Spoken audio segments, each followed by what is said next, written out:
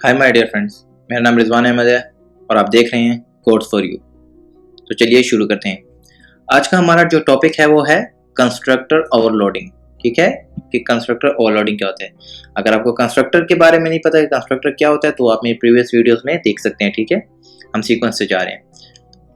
तो constructor overloading के बारे में है कि the process of declaring multiple constructors with same name but different parameters is known as constructor overloading। ठीक है कि हम क्या करते हैं, हम बहुत सारे कंस्ट्रक्टर डिक्लेयर करते हैं लेकिन उनमें क्या करते हैं, हम डिफरेंट पैरामीटर्स उनके रखते हैं हम। ठीक है, उनको हम कहते हैं कंस्ट्रक्टर ओवरलोडिंग के एक से ज्यादा कंस्ट्रक्टर हों जिनके पैरामीटर्स चेंज हो। ठीक है, तो कहते हैं the constructor with same name must differ in one of the following वे, कि जो एक जैसे नाम के कंस्ट्रक्टर होंगे, मतलब जो कंस्ट्रक्टर हमारे पास होते हैं वो लोडिंग के लिए यूज करते हैं, उसमें ये चीजें लाजमन होनी चाहिए। मतलब इनमें से एक चीज होगी तभी वो क्या होगा, कंस्ट्रक्टर ओवरलोडिंग कहलाएगा, यानी वो एक कंस्ट्रक्टर से चेंज होगा। नंबर ऑफ पैरामीटर्स, कि फॉर एग्जांपल एक कंस्ट्रक्टर में हमारे पास नंबर्स हैं 2, दूसरे में हमारे पास 3 होंगे या 4 या 5। ठीक है, सेम नंबर ऑफ पैरामीटर्स नहीं होंगे। दूसरे में क्या है कि टाइप ऑफ पैरामीटर, के हमारे पास फॉर एग्जांपल एक में इंटीजर डेटा टाइप यूज हो रहा है पैरामीटर्स में, तो दूसरे में हमारे पास कैरेक्टर या फ्लोट या फिर वॉइड हमारे पास यूज होगा। ठीक है, तो ये इस तरह डिफरेंट होगा। तीसरा क्या है, सीक्वेंस ऑफ पैरामीटर, कि फॉर एग्जांपल आपके पास पैरामीटर्स की जो नंबर ऑफ पैरामीटर्स है वो सेम है लेकिन आपने सीक्वेंस उसका चेंज किया। फॉर एग्जांपल फर्स्ट में आपने इंटीजर, फ्लोट और फिर कैरेक्टर किए, लेकिन जो आप सेकंड में करेंगे आप कैरेक्टर, फ्लोट और इंटीजर, आप उसका सीक्वेंस चेंज करेंगे ताकि पता लगे कि ये पैरामीटर चेंज है। ठीक है, ये और कंस्ट्रक्टर चेंज है।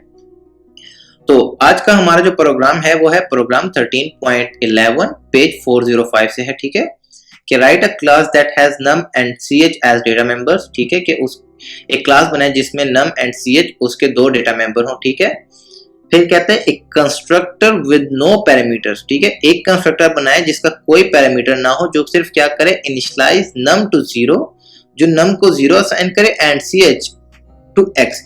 ch यहाँ पे बेसिकली कैरेक्टर को रिप्रेजेंट कर रहा है। ठीक है, तो ch और x। अब ये देखिए यहाँ पे हमने जो सिंगल कोटेशन में इसको किया। ठीक है, तो ये कैरेक्टर्स को हम जब असाइन करते हैं इसी वे में हम असाइन करते हैं। ठीक है, फिर कहते हैं एक कंस्ट्रक्टर विद 2 पैरामीटर्स। अब देखें यहाँ पे कंस्ट्रक्टर ओवरलोडिंग आ गई, क्यों? पहले में हमने कहा है नो पैरामीटर्स, वहां पे कोई पैरामीटर नहीं, लेकिन नेक्स्ट स्टेप में अब हम यहाँ पे कह रहे हैं एक कंस्ट्रक्टर विद 2 पैरामीटर्स, तो इट मीन कि अब कंस्ट्रक्टर ओवरलोडिंग आ गई। ठीक है, with 2 parameters initialise data members with the given values and member function show displays the value of data members. ठीक है, कि अब जो कहते हैं हम दूसरा जो कंस्ट्रक्टर बनाएंगे 2 पैरामीटर्स के साथ, उसमें क्या होगा, हम इनिशियलाइज करेंगे वैल्यूज को। ठीक है, जो इनिशियलाइज करें वैल्यूज को पैरामीटर्स के जरिए। ठीक है, and number function show displays the values of data members, और एक नंबर फंक्शन हम बनाएंगे, मेंबर फंक्शन बनाएंगे जो क्या करेगा, डिस्प्ले करेगा हमारे पास मेंबर फंक्शंस की वैल्यूज को। ठीक है, तो सबसे पहले हमने ये hash include I stream using namespace std. ठीक है,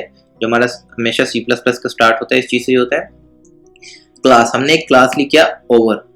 ठीक है, प्राइवेट में हमने क्या किया, अब प्राइवेट और पब्लिक अगर क्या होता है, किस लिए यूज करते हैं, तो ये मैंने अपनी पिछली वीडियोस में बताया हुआ है, तो आप काइंडली अगर आपने अभी देख रहे हैं तो आप सीक्वेंस से स्टार्ट करें।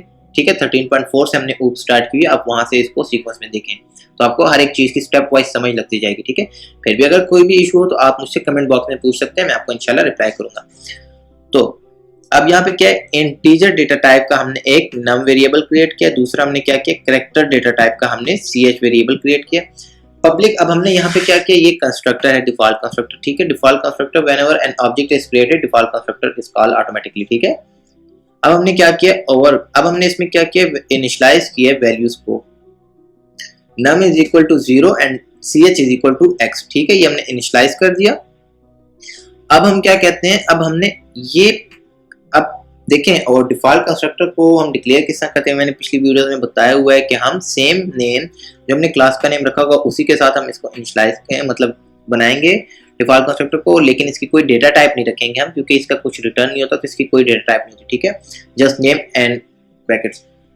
फिर यहाँ पे हमने क्या किया, दोबारा हमने एक कंस्ट्रक्टर बनाया, लेकिन अब हमने क्या किया, इसको हमने पैरामीटर्स पास किए, 2 पैरामीटर्स इसमें दिए हमने। ठीक है, इनको हम पैरामीटर्स कहते हैं, इनको हम वेरिएबल या कुछ और नहीं कहते, ऑब्जेक्ट इनको पैरामीटर्स कहते हैं।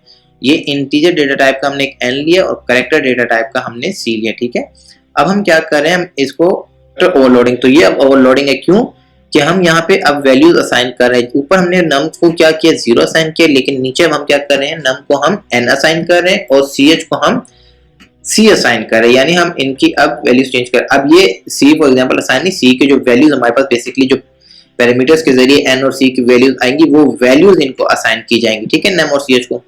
इसके बाद हमने शो फंक्शन जो उन्होंने कहा है cout num is equal to num and cout ch is equal to ch, ठीक है, ये सिंपल cout हो गया।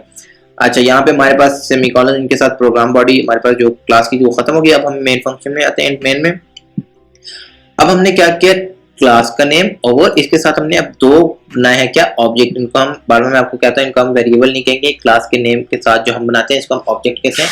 हमारे हमने क्या बनाया फर्स्ट ऑब्जेक्ट। अब फर्स्ट ऑब्जेक्ट और सेकंड ऑब्जेक्ट के साथ हमने क्या किया, सेकंड ऑब्जेक्ट के साथ हमने दो वैल्यूज पास की, ठीक है, पैरामीटराइज जो वैल्यूज हमें कहा था पास करें हमने वो वैल्यूज पास की हैं, कोई भी वैल्यूज आप दे सकते हैं। लेकिन ये एक चीज आप मैंने पहले ही बताया कि आप सीक्वेंस को देखेंगे। फॉर एग्जांपल यहाँ पे अब मैंने डिक्लेयर किया इंटीजर पहले और कैरेक्टर बाद में, ठीक है, तो मैंने आप देख सकते हैं यहाँ पे मैंने पहले इंटीजर वैल्यू दिए फिर कैरेक्टर वैल्यू, ठीक है।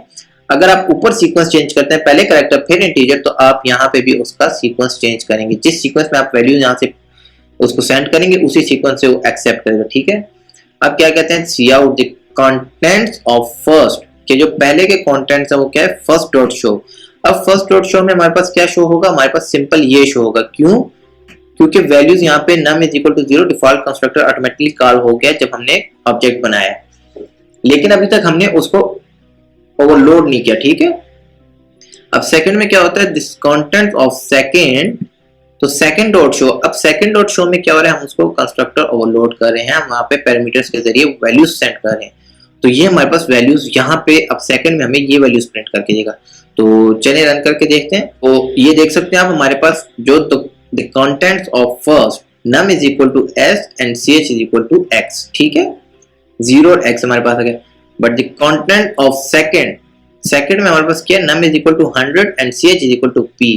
तो ये हमारे पास कंस्ट्रक्टर ओवरलोड होके उसमें पैरामीटर्स के जरिए वैल्यूज चेंज हुई हैं, ठीक है। तो ये इसका सारा तरीकाकार था। होपफुली आपको इस प्रोग्राम की समझ लग गई हो, लेकिन अगर आपको कोई भी मसला हो, इशू हो, तो आप मुझसे कमेंट बॉक्स में पूछ सकते हैं, मैं आपको रिप्लाई करूंगा फौरन, ठीक है। तो इंशाल्लाह मिलते हैं अपनी नेक्स्ट वीडियो में। But if you like this video so don't forget to like and subscribe my channel, ठीक है।